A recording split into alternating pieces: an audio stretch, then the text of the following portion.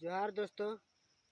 तो आज 5 जून है, यानी आज विश्व पर्यावरण दिवस है।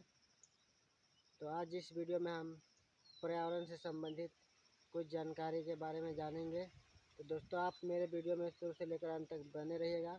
आपको पर्यावरण के बारे में पूरी जानकारी दूंगा और ये पर्यावरण दिवस क्यों मनाया जाता है इसके बारे में आपको पूरी जानकारी मिलेगी। तो चलिए दोस्तों, वीडियो को स्टार्ट करते हैं। आज विश्व पर्यावरण दिवस है और इस दिन दुनिया के बड़े बड़े देशों से लोग जिनेवा में मीटिंग करते हैं और पर्यावरण के बारे में चर्चा होती है कि किस तरह से हम पर्यावरण की रक्षा और सुरक्षा कर सके और इसकी सुरक्षा और रक्षा करना क्यों ज़रूरी है इसके बारे में। तो आप लोग को बता दूं, तो पर्यावरण दिवस इसलिए मनाते हैं कि जितने भी इस पर्यावरण में मौजूद जीव जंतु हैं उसको जीने के लिए ऑक्सीजन, जल और धूप, इस तरह यानी 5 तत्वों की ज़रूरत होती है। और इन 5 तत्वों की सुरक्षा और रक्षा के लिए ही हम पर्यावरण दिवस मनाते हैं, क्योंकि अगर हम पेड़ ज़्यादा से ज़्यादा लगाएंगे तो हमें शुद्ध ऑक्सीजन मिलेगी और हमारा शरीर स्वस्थ रहेगा। और सूर्य के जो पराबैंगनी किरण बहुत ही हानिकारक होता है, जो जीव जंतु या मनुष्य के शरीर में पड़ने से कई प्रकार के बीमारी उत्पन्न करता है, फोड़ा फुंसी निकलता है। इनसे हमें ओजोन परत बचाता है और इस पर्यावरण के कारण से ही ओजोन परत सुरक्षित रहता है, जिस कारण से सूर्य के पराबैंगनी किरण हमारे शरीर में नहीं पहुंच पाता है और हमारा शरीर स्वस्थ रहता है।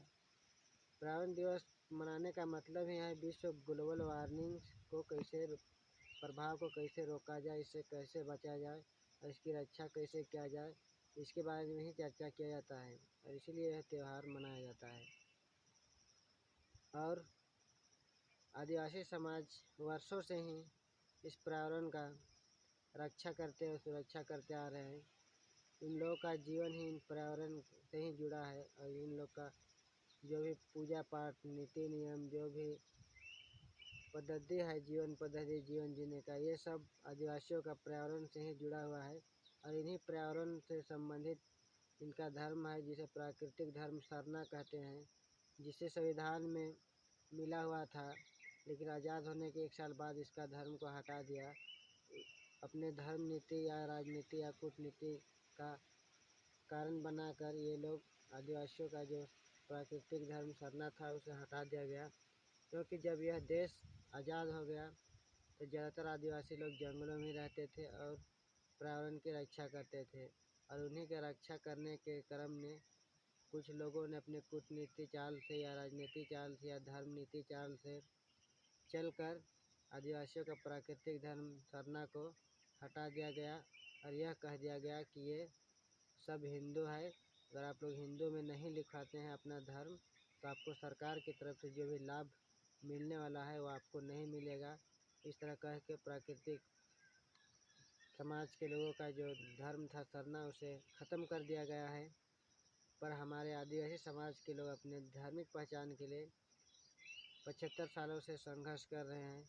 फिर भी यहाँ पर जो भी सरकार आता है उसको ये थोड़ी सी बात क्यों नहीं समझ में आता है कि प्राकृतिक ही जीवन है और इसी के कारण ही सभी जीव जंतु जीवित रहते हैं। जिनका रक्षा करने वाले जो समाज के लोग हैं, उन समाज के लोगों को एक धार्मिक पहचान देना चाहिए, पर सरकार नहीं दे रही है।